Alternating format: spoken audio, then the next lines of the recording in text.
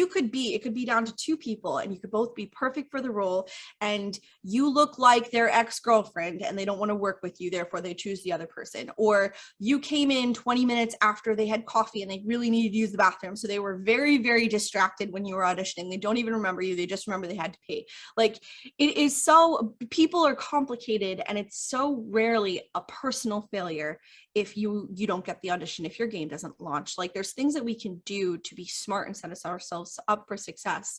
But when you hear about the solo devs that made $1 million and it was all worthwhile, or the dream story of them remortgaging their house and then it all worked out, those are lovely stories, and they're important because we need inspiration and motivational stuff when we're in the pits of coding and we feel like it's all just for nothing. We need to hear those stories to be like, maybe I'll be the next one, and then it keeps you going. So the inspiration is important and we need that.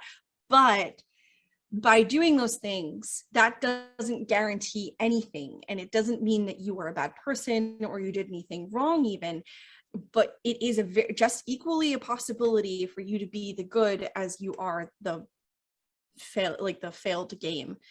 And you need to understand those risks when you go into it, and you need to accept the possible like terrible outcome as well as the positive outcome. So like, I could take out loans for my games. I don't, because I would not be able to pay them back. I am not a rich person. I don't have wealth. I don't make much money. So like most people in the game industry.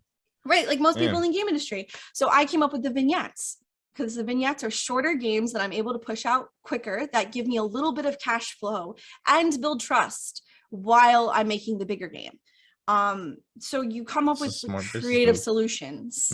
Sorry. So it's a smart business move. Oh, thank you. Yeah. See, there you go. See, because you understood the risk, so you started making smarter choices. Right. And so that's it. That's really it. Instead of being like, I'm going to spend thousands of dollars, hundreds of hours, not hanging out with anybody to make this one game that's going to beat all the other ones. And it's like, you're putting so much into one basket that you can't guarantee it would be good. So, and maybe it is, but numbers are not in your favor. It just depends who you are. Yeah, like 100 people could be doing that. One is going to make it. And they're all good games. It's just nobody hears about it. It's just the way it is nowadays. Now, social media and the rise of people being on those devices and sites are making it easier where games become more popular than used to. Like, it's just how things are now. Like YouTubers are more as popular as like celebrities were back then. It's just growing as the social media is growing. But still, it's not that many games that will reach as like some other games. Like, for instance, Fortnite. There's not going to be another Fortnite for a while. And then when it does come, it's going to be, there's probably like 100 studios trying to do what they're doing, and then only one makes it.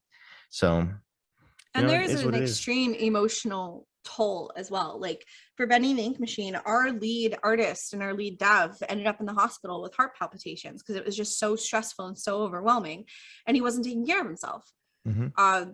It's a lot, and for it to come at you so quickly when you do get success, like whether you fail or you're successful, it is a lot, and you really need to have things in place to protect yourself, to keep yourself healthy, to ground yourself for the good and for the bad. It's not just, I'm going to create the game, I'm going to be the next indie darling, I'm going to be a millionaire, everyone's going to love me, know my name.